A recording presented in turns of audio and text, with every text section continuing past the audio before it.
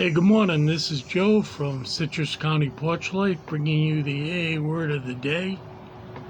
And the word for today, October 23rd, 2024, is what we know best. And the quote, "Shoemaker, stick to thy last. Better do one thing supremely well than many badly." That is the central theme of this Tradition 5. Around it, our society gathers in unity. The very life of our fellowship requires preservation of this principle. And before we get into the daily reflection, I will read Tradition 5 as in the 12 Steps and 12 Traditions. It doesn't give it here. Each group has but one purpose: to carry its message to the alcohol user who still suffers. Now this says the one who suffers. There are people that can drink normally, but to those who suffer, we carry the message. We don't proselytize and tell people that they have to be in here. They come in on their own volition, knowing that they have a problem. So here is the reflection. The survival of AA depends on unity. What would happen if a group decided to become an employment agency? What would happen?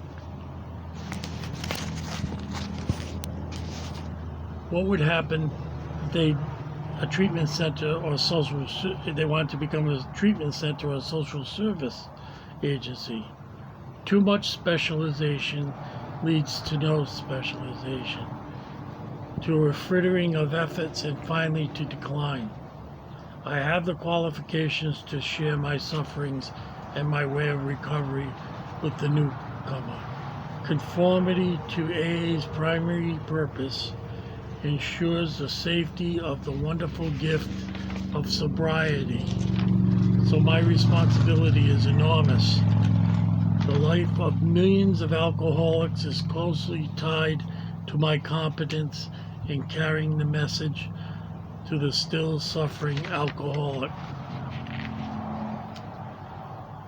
This is a very important reading. It's unity. And how do we maintain unity? Well, one, like it says here, is not becoming a social service agency. And two, not getting involved in outside issues. We're here for alcoholism, and that's what we know best. Like, I've never done narcotics. I could never go to a Narcotics Anonymous meeting and tell them what to do or how to do it, or even give my experience strength of hope. I mean, I don't have any with it, but I have plenty with alcohol. And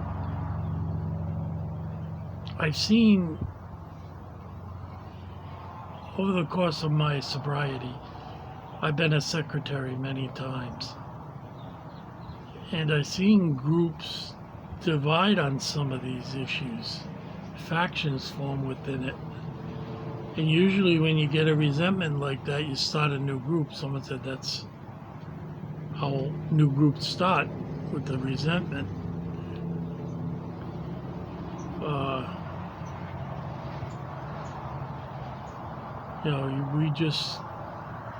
We stick to alcohol.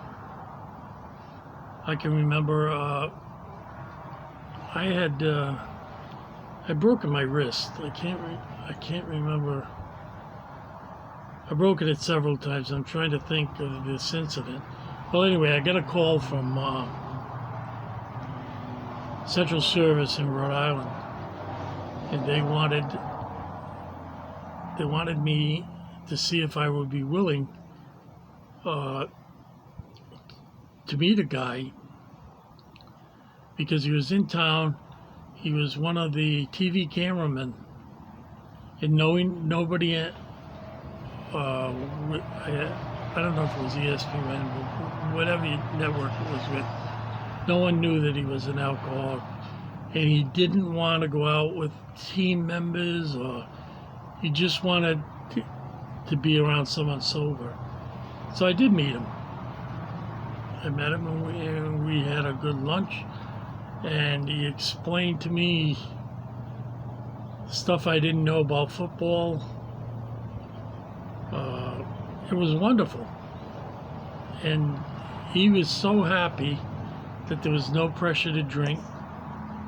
And, well, I'll tell you, the steak was good. And it was a Patriots game, and I can't remember who was broadcasting it. But that's what we did. We stuck to alcoholism, and we were both better for it. And I've never heard from him again, other than a couple of emails at Christmas time asking me how I was doing. You know, we could have got into a lot of other issues, and that's what we stuck to. And, you know, in this time of very intense political feeling, it's important that when we go to a meeting, we just, like, now this is me personally, I would never go to a meeting with any kind of paraphernalia that indicated who I supported in any particular race, from president down to local county officials. I just wouldn't do it. I wouldn't want to turn someone away and say, oh, they're all crazy people. So I try to maintain the unity that we're all here for one thing, and that is alcohol has made my life unmanageable. And I think when I do that, I can carry the message.